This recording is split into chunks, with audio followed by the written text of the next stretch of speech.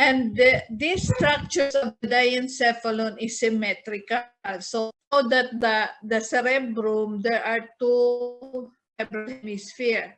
So in one cerebral hemisphere, that the parts of the diencephalon is located also there. That's why it is symmetrical. And the extent is measured from the third ventricle. Remember, have you taken up the ventricles? The third ventricle is the communication between the third the ventricle is posterior or posterior-inferior lateral ventricle, and the common this is this is between the positioning of the ventricles, lateral ventricle, then posterior inferior, you have the third, then inferior to that is the fourth ventricle. So third ventricle, which is between your lateral and fourth ventricle, the anterior end of the anterior end of the zone is the interventricular foramen, which is the communication between your lateral ventricle and third ventricle. Then the posterior end is the cerebral aqueduct, which is all in the vicinity of your fourth ventricle. So grossly, the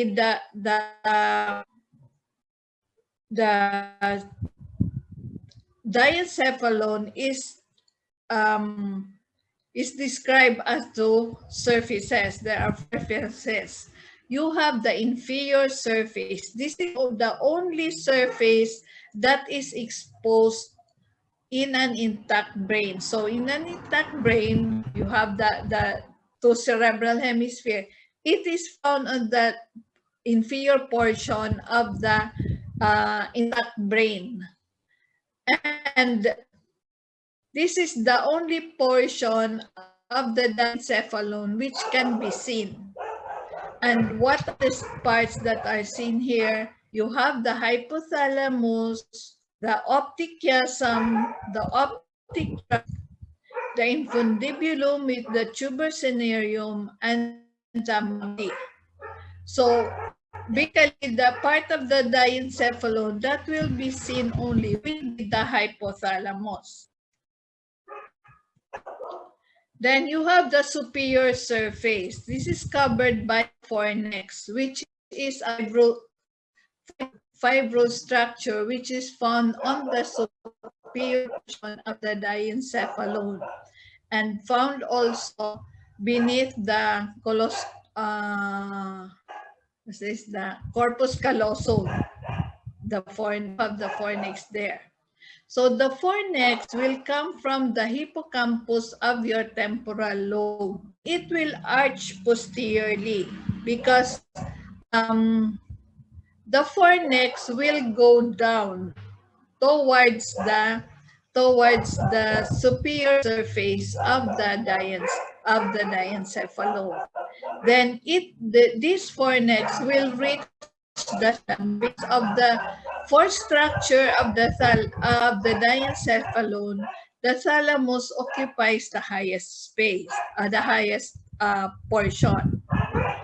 Then the fiber component of this fornix would be described as the inner portion is white matter and the outer portion is gray matter. And this fornix will go to the mammillary body.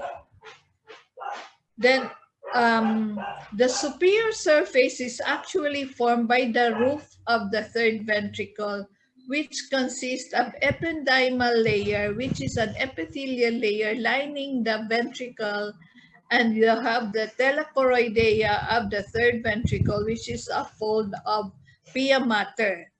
When you say thalacoroidea, you should have in mind that this is a vascular structure, which would be, these are very small blood vessels. found in the brain, because it will supply also the brain.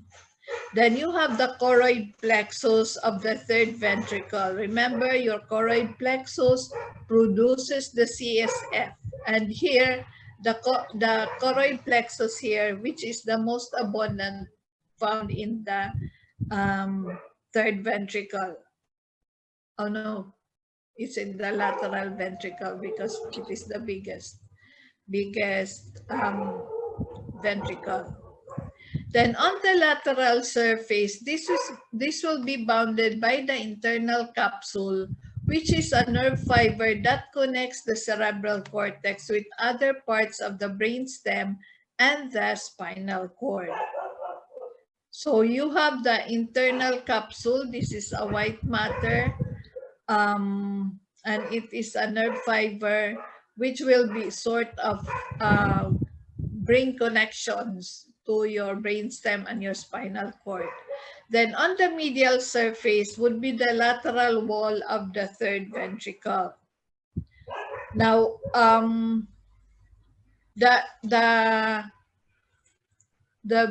brainstem, or the diencephalon, I mean, is in relation to your third ventricle, and it will occupy it will be seen that in the medial surface of the diencephalon, you will have the third ventricle, the lateral wall of the third ventricle. So you have the third ventricle at the center. Then you have the diencephalon lateral to the third ventricle, and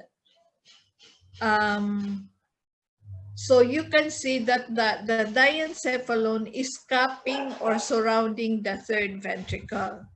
Now, this is formed by the medial surface of the thalamus superiorly. Sorry for this spelling. That's superiorly. So the medial surface will be made by the medial surface of the thalamus superiorly and the medial surface of the hypothalamus inferiorly. Now, these two structures, the thalamus and the hypothalamus, will be separated by your hypothalamic sulcus. Then another structure in the medial surface will be the stria medullaris thalami. This is on the ridge of the medial surface of the diencephalon, made up of afferent fibers to the habenular nucleus. So as I have said earlier, as far as Snell is concerned, the division of the diencephalon is 4. You have the thalamus, the subthalamus, the epithalamus, and the hypothalamus. So we go first to the thalamus, which is the biggest part of the diencephalon. It is also the major part of the diencephalon. And the structure of the thalamus is ovoid in shape. And it is gray matter, but it is not completely gray matter, because you will have, on the inner portion, you will have white matter also. So the anterior end is a narrow and rounded posterior boundary of the interventricular foramen. Remember, your interventricular foramen will be the communication between your lateral ventricle and your third ventricle.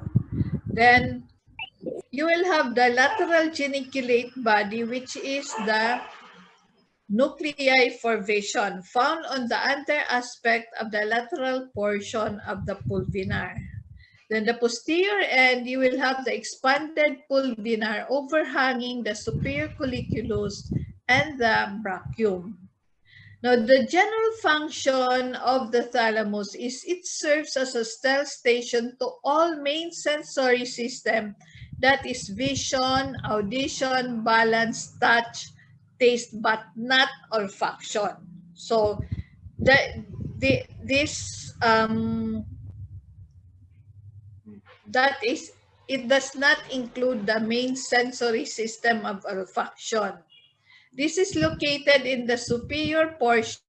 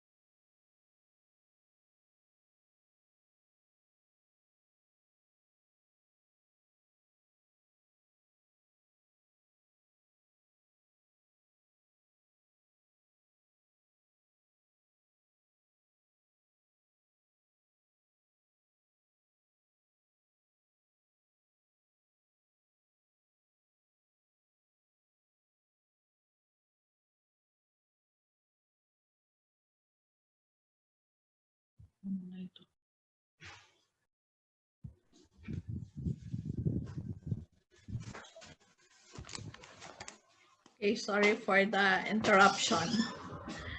Where were we? So the thalamus is located in the superior portion of the diencephalon, nawaran akon S. And this is found lateral to the third ventricle.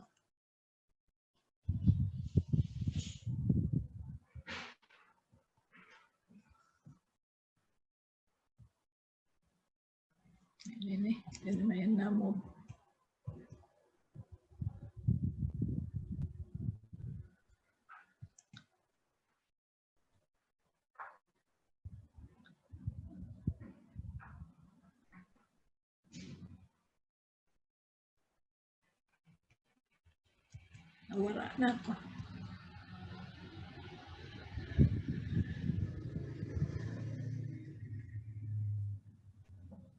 So your thalamus is found lateral to the third ventricle. So we have the four surfaces. You have the medial surface, the superior and the inferior surface, and your lateral surface.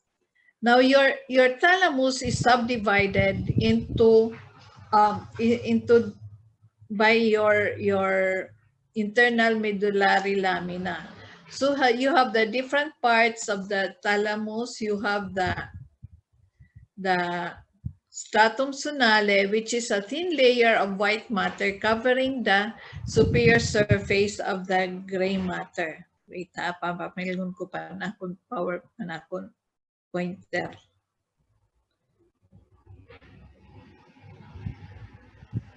I cannot find my pointer.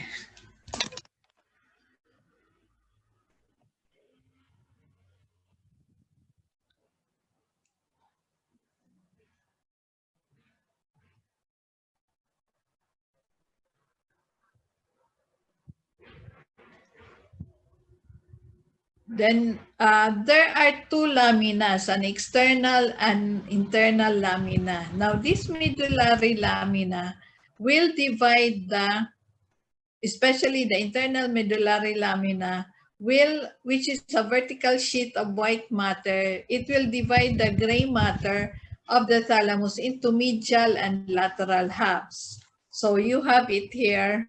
Okay, and but pointer.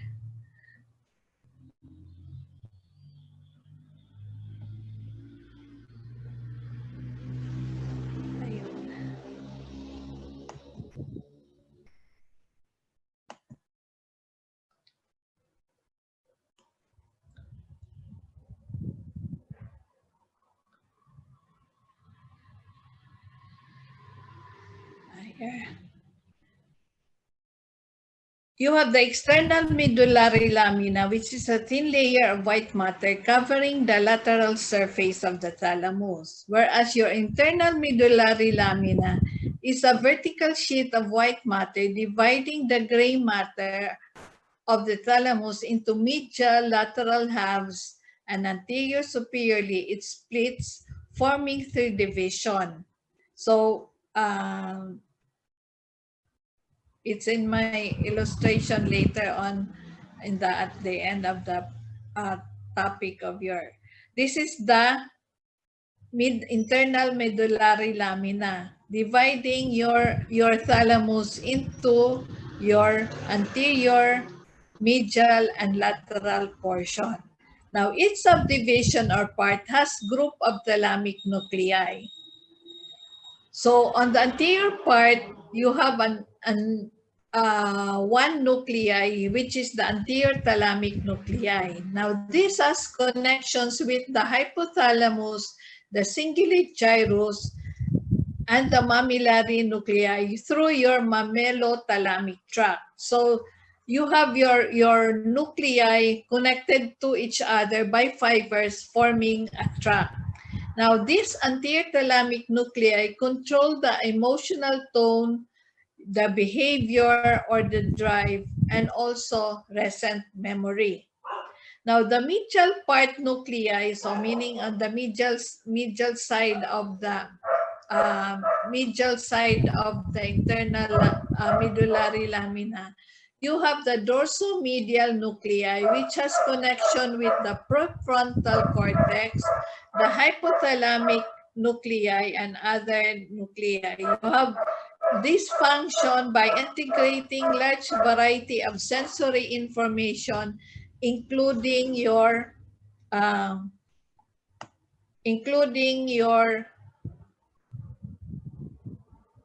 meaning the including the somatic, the visceral and the olfactory information.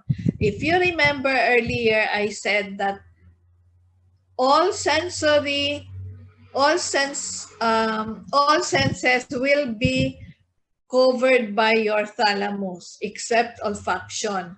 But it is not truly absolute or all throughout. It does not cover the olfactory sensation, but it is only an information which will be related to the information that will have to do with the emotional feelings and the subjective state.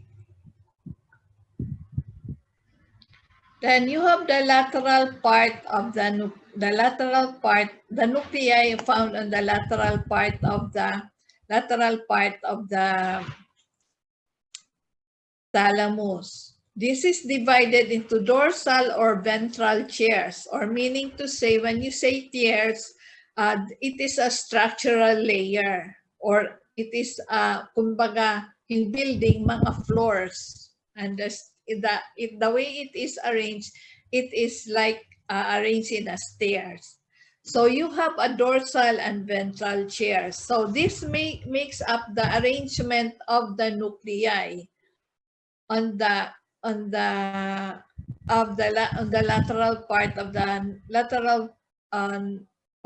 the thalamus, the nuclei in the lateral part.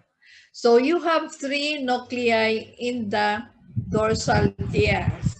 You have the lateral dorsal nuclei, the lateral posterior nuclei, and the pulvinar. This is interconnected with other thalamic nuclei and the parietal lobe, the cingulate gyrus, the occipital lobe, and the temporal lobe. So this nuclei will have connections. Remember, this is in part of the thalamus, but it will have connection that will reach the temporal lobe, the occipital lobe, and the parietal lobe, which is quite a distance. But because of the nerve connections or the fibrous connection, it can be connected. Then the ventral chair, you have the ventral anterior and ventral lateral nuclei. This is the ventral anterior is connected to your reticular formation, to the substantia nigra and the corpus striatum and the premotor cortex. The function probably is influenced by the activities of the motor cortex. In the same way as the ventral lateral nuclei, which is connected to the major input from the cerebellum, minor input from the red nuclei, the reticular formation, the substantia nigra, the corpus striatum, the premotor cortex. It is also this is also, it seems to be to influence also the motor activity because of its projection directed to the motor and premotor region of the cerebral cortex. Now, if you notice, the nuclei, they are named as to position, whether it is posterior or dorsal. That is how the name of the nuclei of the diencephalon is named. Then you have the third group of nuclei, the ventral posterior nuclei. This is still in the ventral chair. Now, the ventral posterior nuclei, you have a ventral posteromedial and the ventral posterolateral. Now, these nuclei, they will receive fibers coming from different areas. Like your ventral posteromedial nuclei will receive fibers coming from the ascending trigeminal pathway and the gustatory pathway, while your ventral posterolateral nuclei will be receiving fibers coming from the ascending sensory tract and the medial and spinal lemnisci. Now, there are other nuclei of the thalamus. You have the intralaminar nuclei. These are collections of cells in the internal medullary lamina. They will come from the reticular formation, the spinotectal tract, and the trigeminothalamic tract. And it will go to the intralaminar nuclei.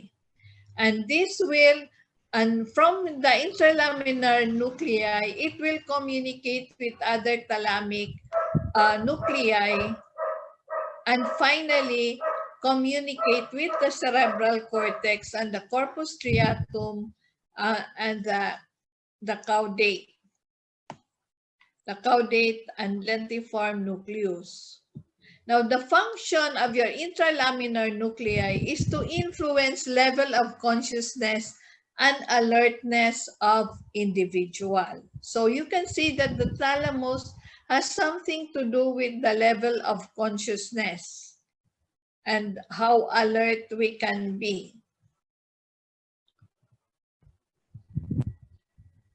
Then you have other thalamic nuclei. You have the midline nuclei. This is found adjacent to the third ventricle and has thalamic connections and afferent fiber coming from the reticular formation. Now, the function of your midline nuclei is not clear as to skeletal muscle activity, somatic and visceral sensation, autonomic and endocrine system activity, and level of consciousness. So it is question mark if there is really a function of this midline nuclei with this.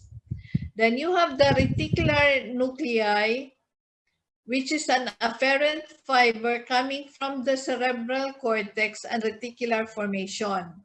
Now, the efferent fiber that will come out from your reticular nuclei will go to other thalamic nuclei. Now, the function is for regulation of thalamic activity by the cerebral cortex. So you have to take note that the thalamus and the cerebral cortex are in communication. Then you have the medial geniculate body, which forms part of the auditory pathway, located on the posterior surface of the thalamus beneath the pulvinar. Now, the auditory pathway, it will come from the fibers that terminate in the lateral lemniscus. It will go to the inferior colliculus, then go to the inferior brachium. The afferent fiber that will come out from the inferior brachium will go to the medial geniculate body. And from the medial geniculate body, there will be efferent fiber that will go to the auditory radiation. Then it will go now to your auditory cortex, which is your which is your temporal lobe. Now, your medial geniculate body receives auditory information from both ears, but predominantly contralateral. So, when you say, if you have any experience na nabubungol ka mo, if you have that experience nga, maski transient lang ako, sometimes unilateral lang ang pagkabungol. So, meaning to say, contralateral man hiya, kung nabubungol, if you feel na nabubungol ka ha left, the medial geniculate body on the right of your thalamus is the one which is inactive or di rin nakaka-receive hinkuan. Kay contralateral man hiya. Then you have the lateral geniculate body, which forms part of the visual pathway. This is located under the surface swelling of the pulvinar. So the visual pathway begins at the ganglion cell layer of the retina. Now, the fibers of the optic nerve on the temporal one half of ipsilateral eye and the nasal half of the contralateral eye. So, ano't karugsingin din eh. You have the temporal eye and the nasal eye.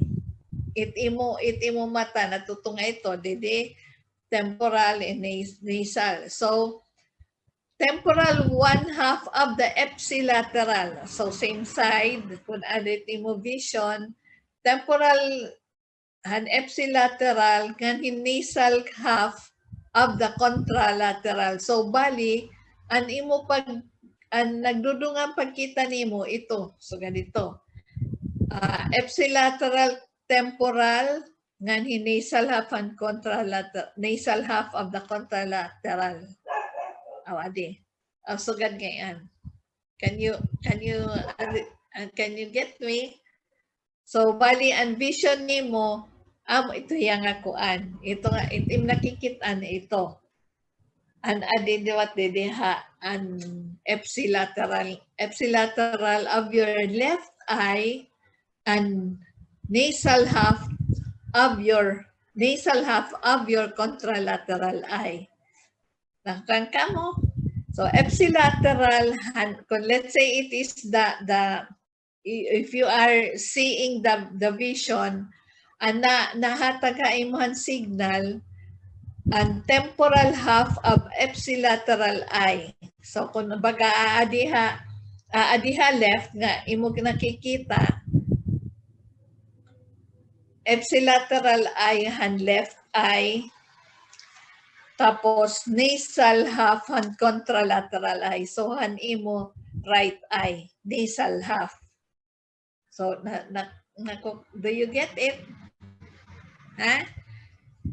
So the terminal fibers of this from the optic nerve will go to the optic tract, wherein the afferent fiber will travel to the lateral geniculate body, and the efferent fiber that will come out from the lateral geniculate body will go to the visual radiation, and this will go to the visual cortex of the occipital lobe. So you have to remember your visual lobe is your occipital lobe, and your auditory lobe is your temporal lobe. Now, the connections of the thalamus, there are neuronal loop connecting between the thalamic nuclei and the specific part of the cerebral cortex. But the reticular nuclei of the thalamus is not included here. So because of this existence of neuronal loop between the thalamic nuclei and the specific part of the cerebral cortex, there is a sharing of information received by the thalamus and the cerebral cortex. Thus, it will modify their individual activity.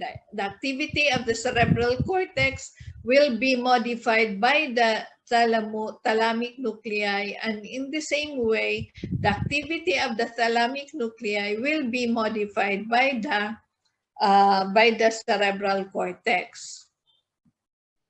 Now, an important relay station for another function consideration is important release station for sensory and motor axonal loop between the thalamic cerebellum and basal nuclei,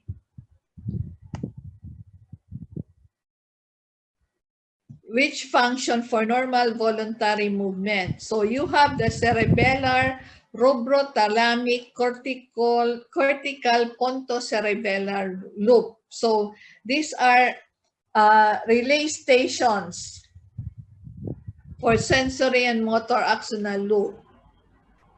Another is your cortical loop. Now, the function of the thalamus is it will serve as a communication or interaction with specific area of the cerebral cortex, as you have seen earlier of the existence of the neuronal loop between the thalamic nuclei and the specific part of the cerebral cortex. There is also convergence of all sensory information of all types except olfactory, but that is not absolute because there will be integration of olfactory information together with taste and other sensation at lower level through your at the lower level, your hippocampus, through your mammillothalamic tract, and with your amygdaloid complex, also in connection with your thalamus. Then another function is it will establish connection with the thalamus and therefore removal and the thalamus and the cerebral cortex. Removal of part of the cerebral cortex, thalamus can still appreciate crude sensation. Cerebral cortex is needed for interpretation of sensation based on past experience. Another function is established connection of thalamic nuclei. So between your medial geniculate body found in the thalamus, this is, it will be for audition, and lateral geniculate body for vision. And the medial geniculate body will have communication with the cerebral cortex, specifically with your temporal lobe, because it is for audition, and the lateral geniculate body in communication with the cerebral cortex, specifically with your occipital lobe, because for vision. Now, performance of voluntary movement through the ventral anterior and ventral lateral nuclei of the thalamus being connected to the basal nuclei circuit. Another function is subjective feeling with state of personality of individual through connection of large dorsomedial nuclei with the frontal lobe and hypothalamus. It will also influence the level of consciousness and alertness through your connection of intralaminar nuclei with the reticular formation. Now, your thalamus could have lesions, and it is significant considering that the thalamus is an important relay station and integrative center. So the thalamus could be invaded by neoplasm, undergo degeneration secondary to disease of the arterial supply, or damage by hemorrhage. So what would be these lesions? So you could have sensory loss. You could have sensory loss, which may be due to thrombosis or hemorrhage of the blood supply of the thalamus. Or there would be damage to the ventroposteromedial nuclei and ventroposterolateral nuclei to cause loss of all forms of sensation like light touch, tactile localization and discrimination, ipsilateral muscle joint sense. or uh, it has been studied that surgical relief of severe and intractable pain associated with terminal cancer could could be done on the thalamus, that is by cautery of the laminar nuclei. So these are pains which cannot respond to any analgesic, even the high end of analgesic, your Demerol and all that. So, but then I don't know if you have usually these patients who have intractable pain are cancer patients. Because I have a personal encounter with this with my sister who was a cancer patient, and this was presented to me by, because she was in so much pain that it was already a bone metastasis, and this was presented to me by the pain physician of my sister, that if they can do this. But I wavered from it because she is in so much pain. Why give her that? And anyway, she is a cancer patient, stage 4 na. Why give her that pain also of having to open up the brain just to relieve the pain? Bagahin, kwan, bagahin, di rin na, what's this, justifiable. Then another is thalamic pain secondary to thalamic infarct. So this one usually is the reason is for vascular lesion. There is spontaneous pain or excessive reaction to pain, even if it is just a light touch or cold, which may be unresponsive to strong analgesic. So, analgesic drugs. So, you call this as the Dejanine-Rossi syndrome that does not respond anymore. Then you have abnormal involuntary movement, or what you call as chorioathetosis,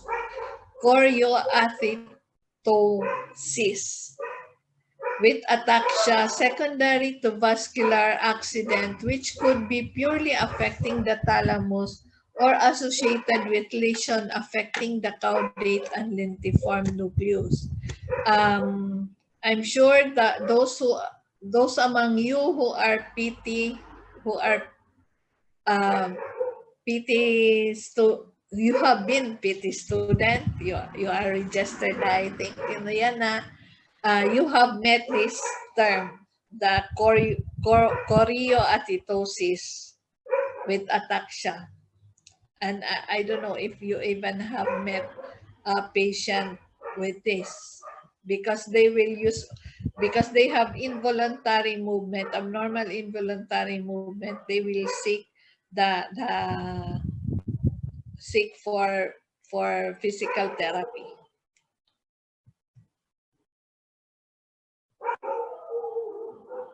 And there will be also ataxia, which will lead to loss of appreciation of joint movement and muscle movement.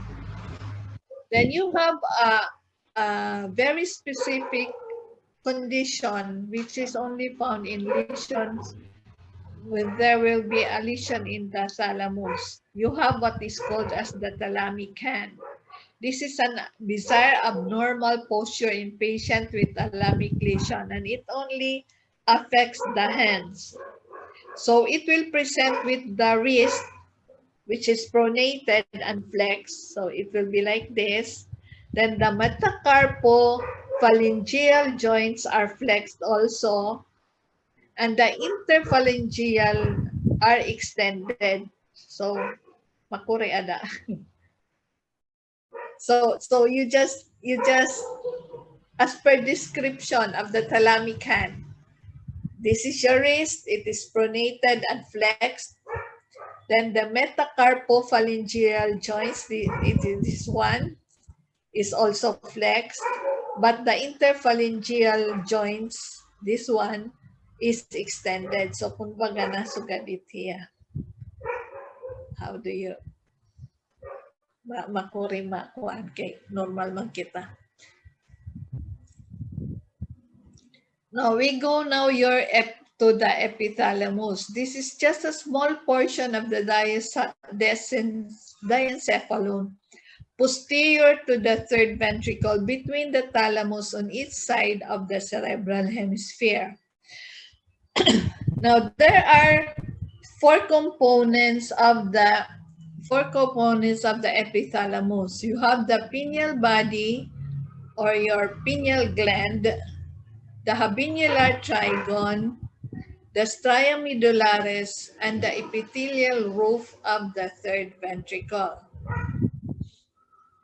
Because the epithalamus will form the posterior part of the third ventricle. You have the pineal gland, or it is also known as the pineal body or the epiphysis.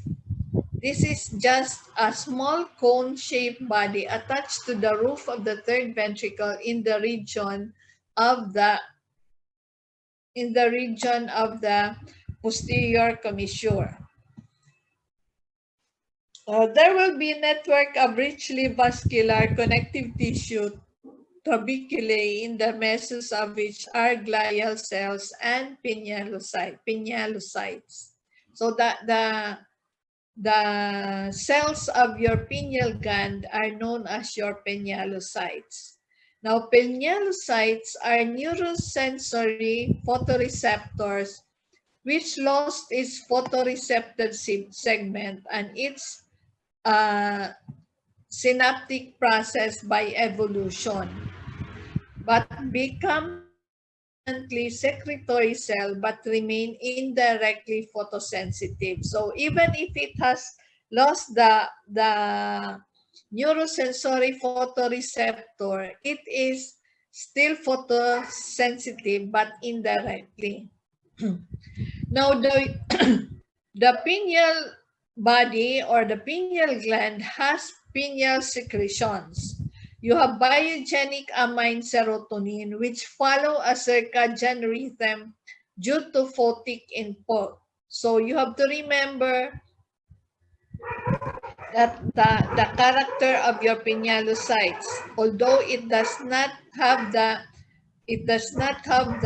neurosensory, why you are advised to go to sleep in a dark or not in a very lighted room, so that you will follow the circadian rhythm of your body. Now you only wake up when it is already when there is already light coming from the sun. Kay amo man ito circadian rhythm. Then other pineal secretion are your norepinephrine and your melatonin.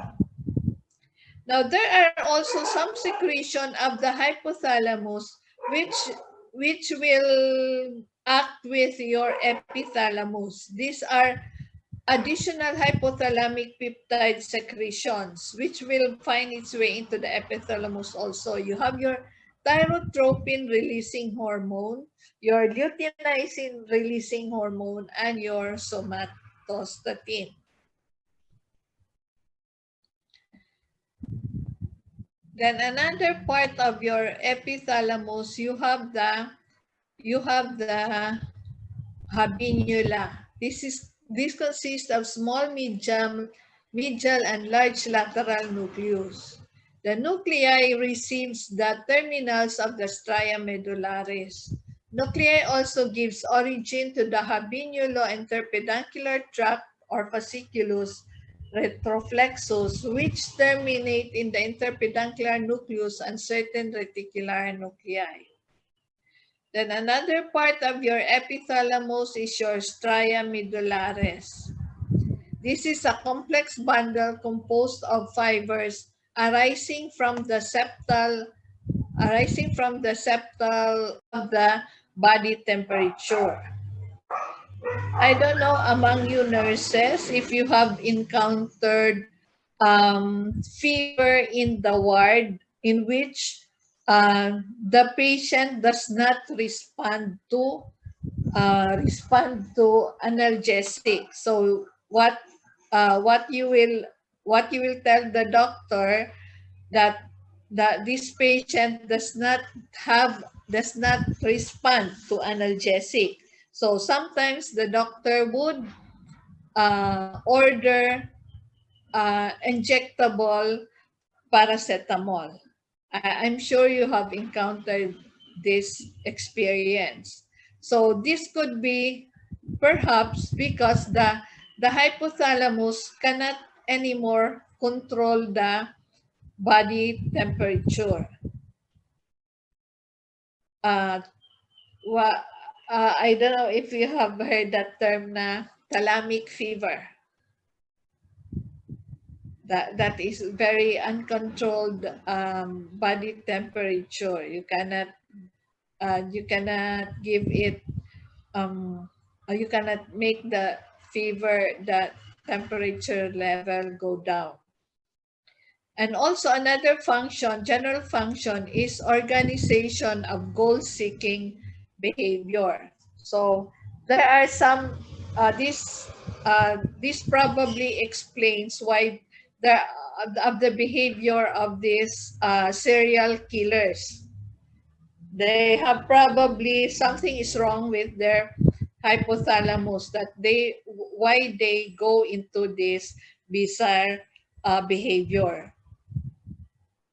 Another function is partly involved with the central control of visceral, autonomic, and endocrine function and with effective behavior. Now, the hypothalamus, you can see the different structures related to it or surrounding it. Anteriorly, you will have the optic chiasm, posteriorly the tegmentum of the midbrain and also the mammillary body. Then laterally, you will have the internal capsule, and inferiorly, the third ventricle, the inferior part of the third ventricle. Now, the inferior view of the hypothalamus as seen from anterior to posterior, remember that the inferior view of the hypothalamus is the only exposed part of the diencephalon in an intact brain. So you will have the optic chiasm seen anteriorly, and going posterior, you'll have the tubercinarium and infundibulum. Then you have the mammillary body. Now, your mammillary bodies are pea-sized white masses inferior to the gray matter of the floor of the third ventricle and rostral to the posterior perforated space. Now, the mammillary body, you can see this in the hypothalamus as resembling two breasts, which is bilateral. Na ito na breast na mga maglidunggod. That's why it is called, probably that's the reason why it is called the mammillary bodies. And also you have the tubercinarium, which is an eminence rostral to the mammillary bodies.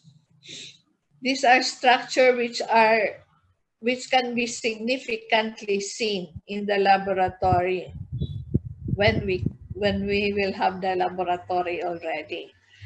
Then you have the infundibulum, which is a hollow process extending downward from under surface of the tubercinarium to the posterior lobe of the hypophysis, and while the lower portion is continuous with the neural lobe of the hypophysis. Now, there are communications also of the hypothalamus because this is a master gland, as it has been called. So it has a nervous connection made up of different hypothalamic nuclei and fibers. And also, there is a vascular communication of the hypothalamus, which becomes because the blood becomes the medium of transport of secretions. And another is your cerebrospinal fluid. This is a neurosecretory cells of hypothalamus communicate with distant part of the brain. So the nuclei of the thalamus is again divided into zone. You have a medial zone, a lateral zone, which will be made. This zonal division is for the naming of the nuclei. So in the medial zone, you have the part of the preoptic nuclei. You have also the anterior nuclei which emerge with the preoptic nuclei. So meaning to say, the anterior nuclei and the preoptic nuclei will be seen together. Then you have the suprachiasmatic nuclei, the paraventricular nuclei, the dorsomedial nuclei, the ventromedial nuclei, the infundibular arcuate nuclei, and the posterior nuclei. So in the medial zone of the hypothalamus, there are eight nuclei. While on the lateral zone, the nuclei, there will be 6. And as arranged from anterior to posterior, you have parts of the preoptic nuclei, part of the suprachiasmatic nuclei, the supraoptic nuclei, the lateral nuclei, the tuberomamillary nuclei, and the lateral tuberal nuclei. So meaning to say, some of the nuclei seen in the medial zone could also be seen on the lateral zone.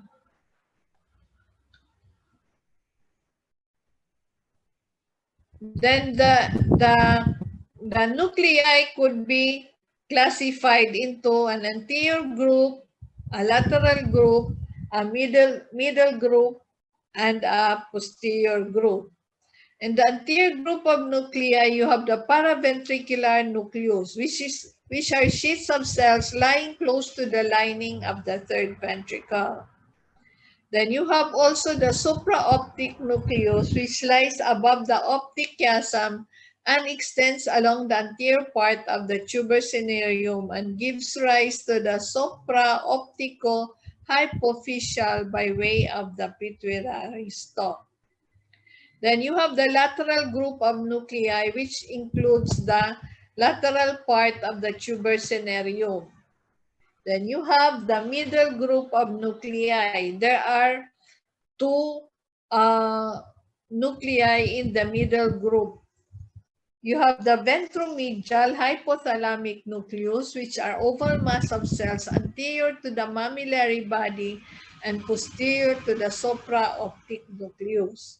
And you have the dorsomedial hypothalamic nucleus, which lies above the ventromedial hypothalamic nucleus.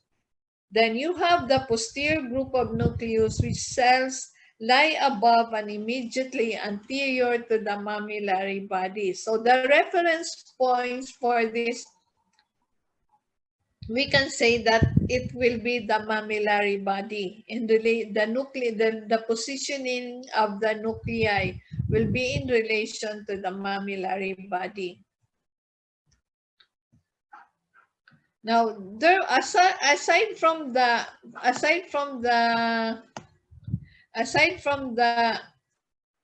nuclei, there will be also fibers that will hypothalamic fibers which will make connections. We have the medial forebrain bundle, which is a complex group of fibers arising from the basal olfactory region, periamygdaloid region and the septal nuclei that pass to and through the lateral preoptic and hypothalamic region. Then you have the hippocampal-hypothalamic fiber, which originates from the hippocampal formation and forms the fornix and medial cortico-hypothalamic tract. Then you have another fibril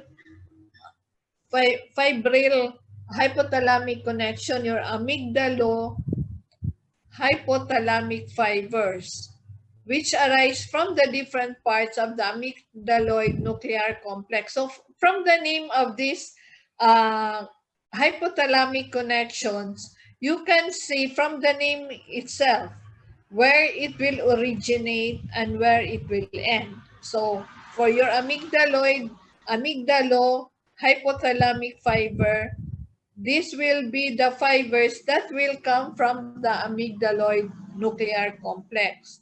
So from your thalamo-hypothalamic fibers, the one which will come from the thalamus. Specifically for the thalamo-hypothalamic fiber, it will be the midline thalamic nuclei. Then you have also the brainstem reticular afferent fiber, which ascend to the hypothalamus through the mammillary peduncle and dorsal longitudinal fasciculus. Then you have the retinohypothalamic fiber. These arise from the ganglion cells of the retina to project to the suprachiasmatic nucleus. So from the name of the fibers, you can usually it will indicate the name or the origin of that fiber. Now the efferent fibril hypothalamic connection, you have the medial forebrain bundle. This conveys impulses from the lateral hypothalamus rostrally to the nuclei of the diagonal band and medial septal nuclei. So please take note that you have an afferent fibril hypothalamic connection. You have an efferent and an afferent fibril hypothalamic connection, medial forebrain bundle. So meaning to say, it will go back. It will there will be a turning back of this medial forebrain bundle because it has both an afferent and efferent connection. And you have also the dorsal longitudinal fasciculus, which contain descending fibers mostly from the medial and periventricular portion of the hypothalamus. This is distributed to the central gray of the midbrain and the tectum. The third efferent fibril hypothalamic connection is your mammillary efferent fibers. These arise mainly from the medial mammillary nuclei and to a lesser extent from the lateral and intermediate mammillary nuclei to form the fasciculus mammillary principe. Now, the function of your hypothalamus, there is an autonomic control. It influences the autonomic nervous system. And there is integration of autonomic nervous system and neuroendocrine system, which will bring homeostasis. Please take note, your autonomic nervous system and neuroendocrine system, they are you don't have a control of this and their function. It is so that it will not go in aure in there will be homeostasis. It will be the hypothalamus which will control or integrate the activity of your autonomic nervous system and the neuroendocrine system. There has been an animal experimentation in which stimulation of the anterior hypothalamic and preoptic area will elicit parasympathetic response. Thus, there will be a decrease in the blood pressure and heart rate, urinary bladder contraction, an increase in GIT motility, an increased gastric acidity, salivation, and pupillary constriction, while stimulation of the posterior and lateral nuclei of the hypothalamus will elicit sympathetic response. So there will be an increase in blood pressure and heart rate decrease, or it will stop GIT peristalsis and pupillary dilatation and also hyperglycemia. Another function is endocrine control through the regulation of hormonal release from the pituitary gland by releasing stimulating and inhibitory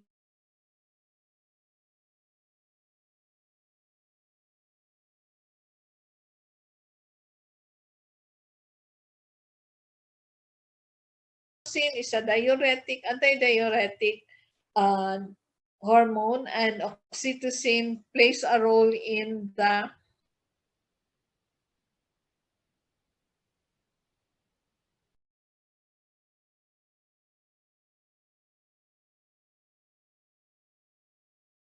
another function is your, as I have mentioned, audition.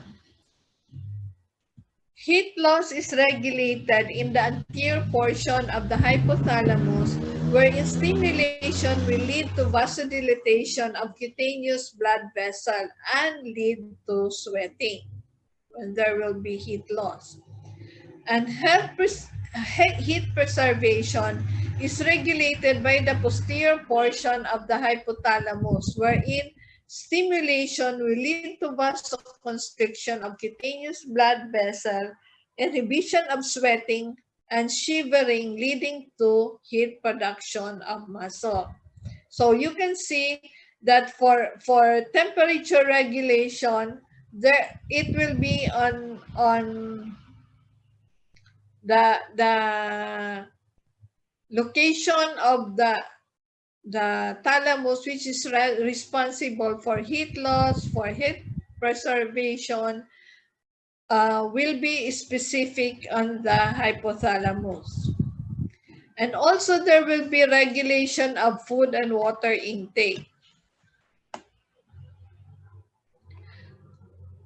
There will be a hunger center in the hypothalamus, which is located in the lateral portion of the hypothalamus.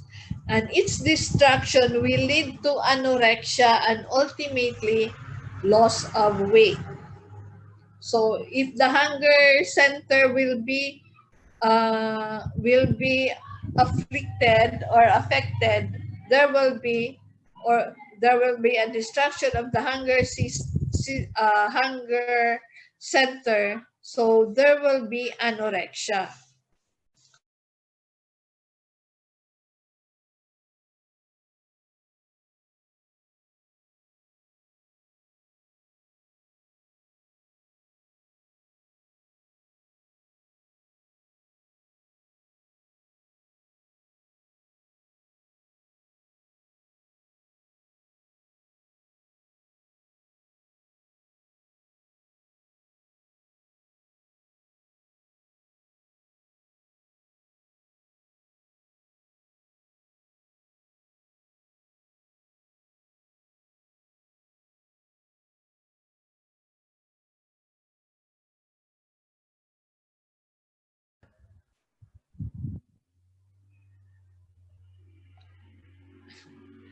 Again, ano naliwatin eh. J. J.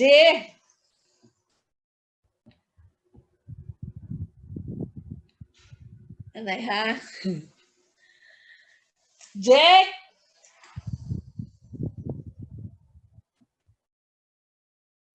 I don't know how to.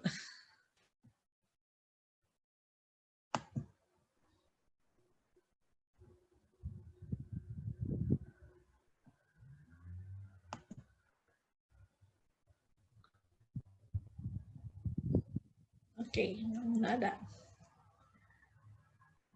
So there is also a thirst center. This is located in the lateral portion of the hypothalamus.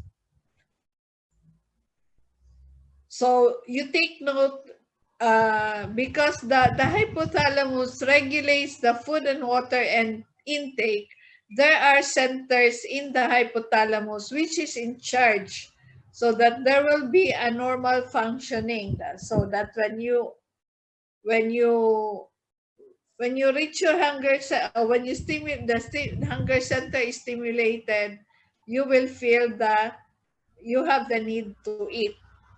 But if this is destroyed, you will keep on, there will be no, oh no, the opposite. It's the satiety center. You will just keep on eating and eating without that thalamus telling you stop, kay puno ka na. So that will be the one which would lead to obesity. Your thirst center, if this will be destroyed also, there will be a disease entity that will arise or will happen to this. Your supraoptic nuclei will secrete vasopressin or antidiuretic hormone, which will cause reabsorption of the reabsorption of water in the distal convoluted tubule and collecting duct, and thus there will be a decrease in urine output.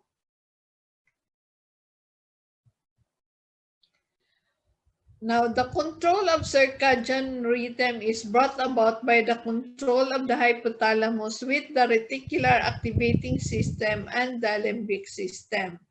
Control of biological rhythm, where efferent fibers from the retina goes to the chiasmatic nuclei. So we go to the clinical consideration, the hypothalamic the hypothalamic lesions that will be seen. This will be brought about by the inflammatory neoplasm or vascular disorder. So one is there could be obesity and wasting. This will be associated with a damaged pituitary gland, both obesity and wasting. Now, with obesity, usually this is associated with genital hypoplasia or atrophy. So, the patient is so big, dere na nakikitaan iti external genitalia, kung male, o both male and female. Dere na makikitaan iti external genitalia. I remember I have a colleague who is now in the US but not practicing as a doctor, practicing as a nurse. Nga nagkamay-ada hiyahin when she was here, she was an OB/GYN practitioner. Tapos, pagkato niya Amerika, to, nurse siya, nakataward, natagan niyang pasyente nga daku-dakuan. And they have to insert a urinary catheter. Taki di naman, di rin na nakikitanan kuan.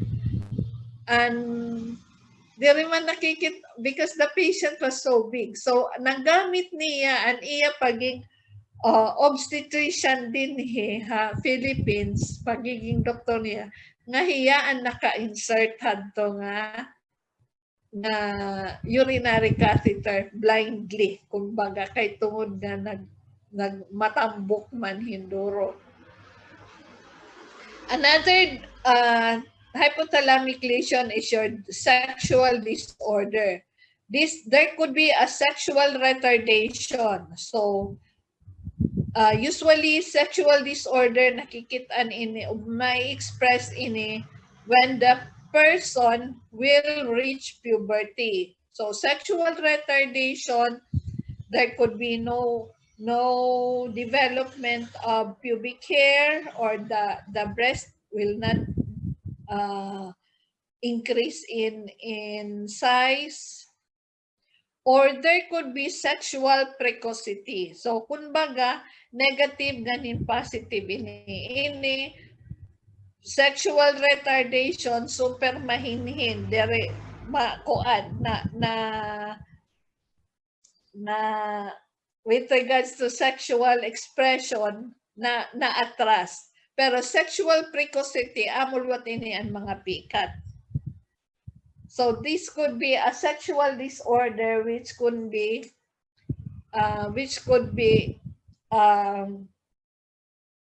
so this is a hypothalamic lesion in which sexual expression can be seen to be retarded or overly expressed. So the hypothalamic lesion should be expressed during puberty by amenorrhea for female or impotence for the male. So when you see a patient which has a problem of amenorrhea or impotence, have in mind, consider the possibility of a hypothalamic lesion. Although diri ito nga tanan sugat, i-include ito iyo differential diagnosis of the patient. Then another disorder is your hyperthermia or hypothermia. This may be secondary to head injury or surgery near the hypothalamus. Another lesion is your diabetes insipidus. Remember that you have a thirst center.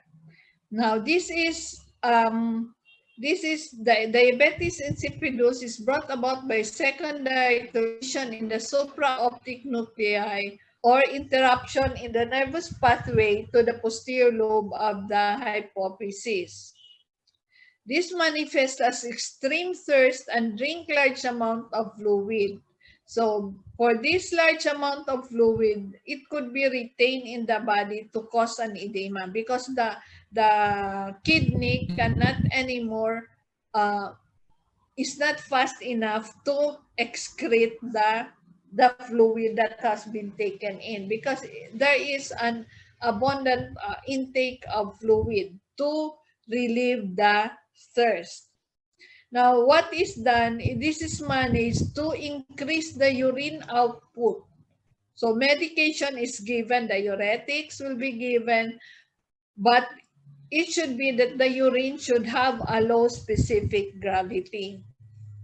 Another disorder is insomnia, or the inability to sleep, because again you have the centers in your body which will be disturbed, will cause an lesion.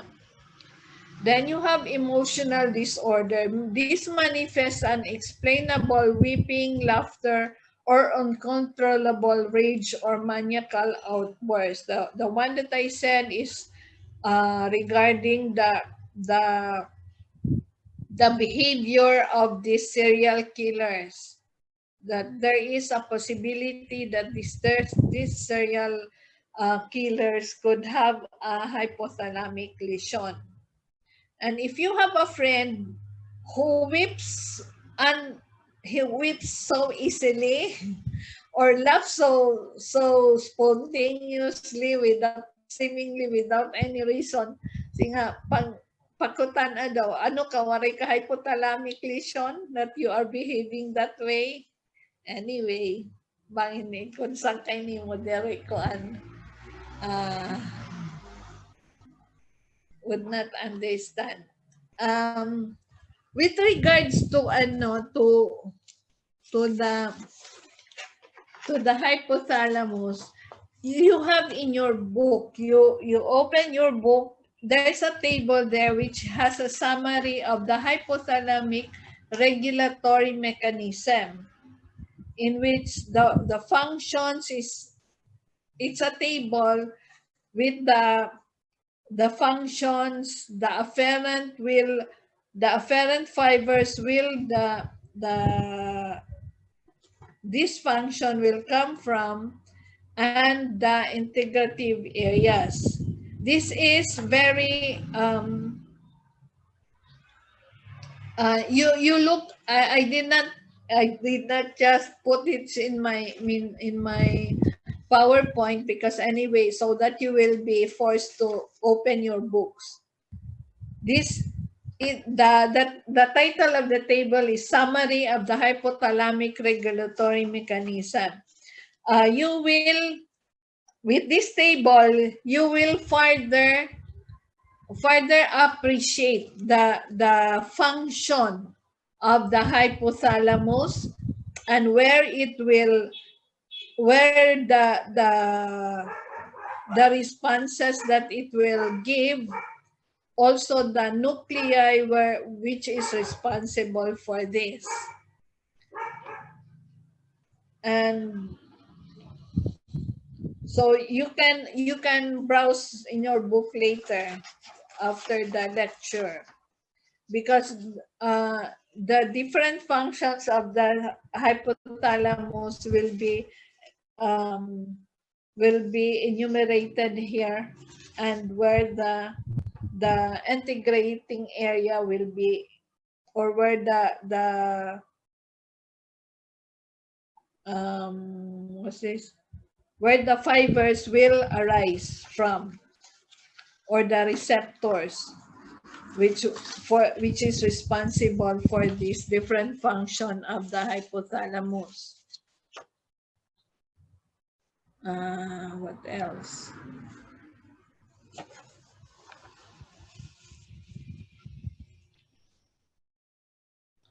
I think that's about all that I have to lecture on.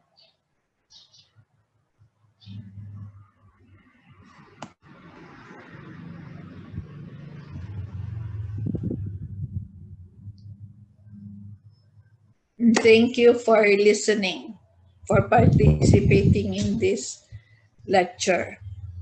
You read also. Do not just depend on the PowerPoint that I have given you. Okay, class. Good day. Thank you, Doc. Thank you, Doc. Thank you, Doc. Thank you, Thank you, Doc. Doc. May con ka mo, do you want to have any feedback or ano? Feel free to do so. Sige la, diri mo mapakiana iyo. Okay la iyo, or you need something more? Okay, pwede ko man i-kuan liliwan. If you have any questions,